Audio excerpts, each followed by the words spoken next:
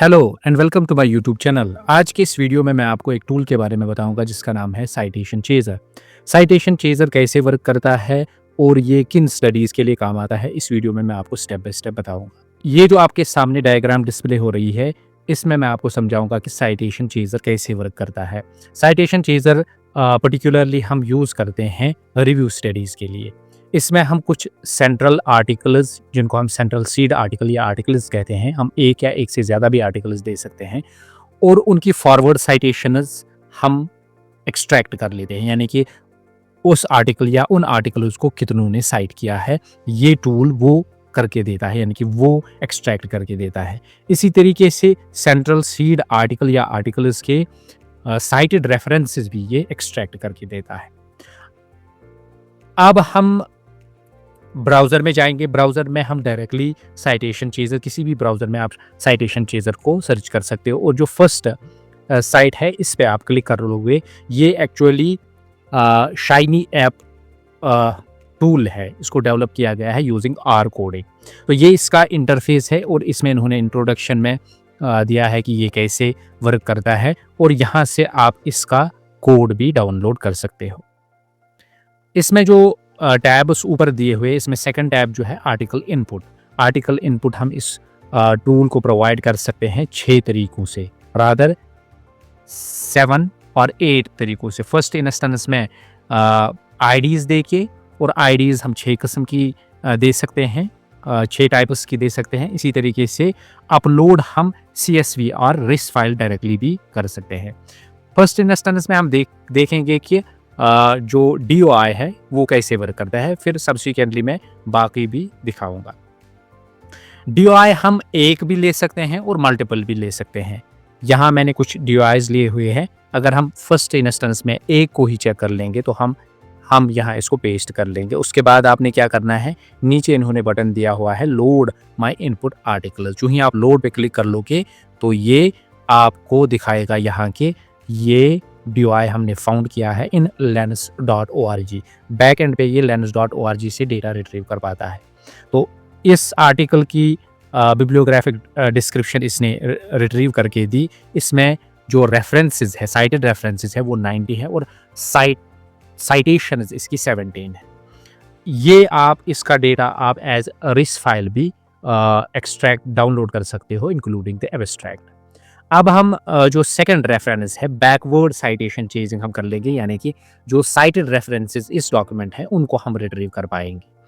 इस पे क्लिक करने के बाद ये हमें वो साइटेड रेफरेंसेस रिट्रीव करके दिया। इसमें 90 यूनिक, जो कि इसने फर्स्ट इंस्टेंस पे ही दिखाया कि lens.org में इसकी 90 साइटेड रेफरेंसेस जो रिफ्लेक्ट हो रही है, तो वो भी आप रिस फाइल एज डाउनलोड कर सकते हो, इंक्लूडिंग द एब्स्ट्रैक्ट। इसी तरीके से साइटेशंस डायरेक्टली क्लिक करने के बाद ये इसको किस आर्टिकल ने साइट किया है वो बिब्लियोग्राफिक डिटेल भी ये रिट्रीव करके देता है और एज अ रिस फाइल आप इसको डाउनलोड कर सकते हो।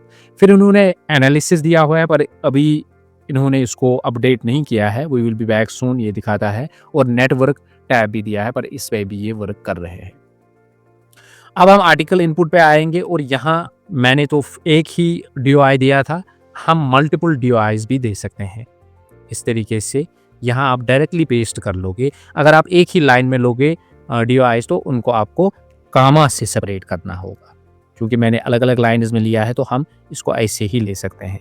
लोड माई इनपुट और सब्सिक्वेंटली आपको दिखाएगा कि lens.org में वो अवेलेबल है कि नहीं, और नीचे आप इसकी डिटेल डाउनलोड कर सकते हो, इंक्लूडिंग द एब्स्ट्रैक्ट। फिर सब्सिक्वेंटली रेफरेंसेस में वही आपने सर्च एंड लोड करना है। 476 references and 447 unique records citations load कर लेंगे तो 150 यूनिक आईडीज। इसी तरीके से हम ये तो हुआ DOI को हम कैसे सर्च कर लेंगे इसमें। इसी तरीके से PubMed IDs भी हम सर्च कर सकते हैं। जब आप PubMed में जाओगे, PubMed, यहाँ आप PubMed ID दे सकते हो, देख सकते हो। इसको आप कॉपी कर लेंगे और यहाँ PubMed IDs भी आप मल्टीपल दे सकते हो, कामा विद कामा सेपरेटर, या अगर आप अलग अलग लाइन्स में दोगे तो वो भी ये रिट्रीव कर पाएगा। पबमेड एक फाउंड और सब्सिक्वेंटली आप वही फॉलो कर लोगे। इसी तरीके से हम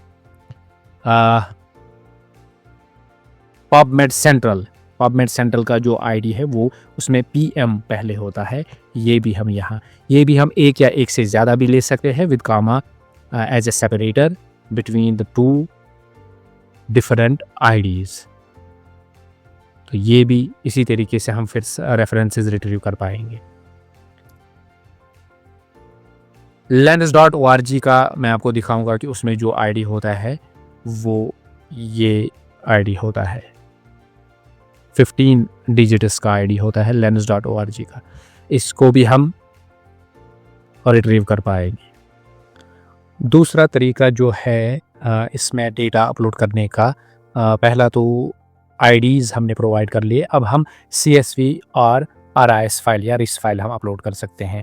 पर CSV फाइल में आपने ख्याल रखना है कि आपका डेटा जो है वो इस तरीके से होना चाहिए, यानी कि आईडीज़ ऊपर टाइटल और टाइप, कौन सा टाइप आईडी का है वो होना चाहिए। जैसा कि यहाँ हेल्प में भी ये दिखाता है कि your file must have the column name IDs each identifier on a new row and type of ID कौन सा है ये आपने मेंशन करना है।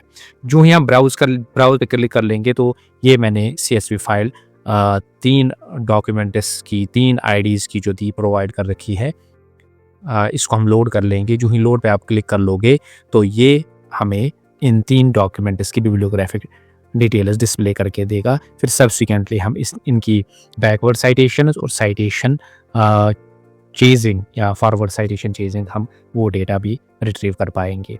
इस साइटेशन चेजर को यूज़ कर सकते हैं फॉर रिव्यू स्टडीज़।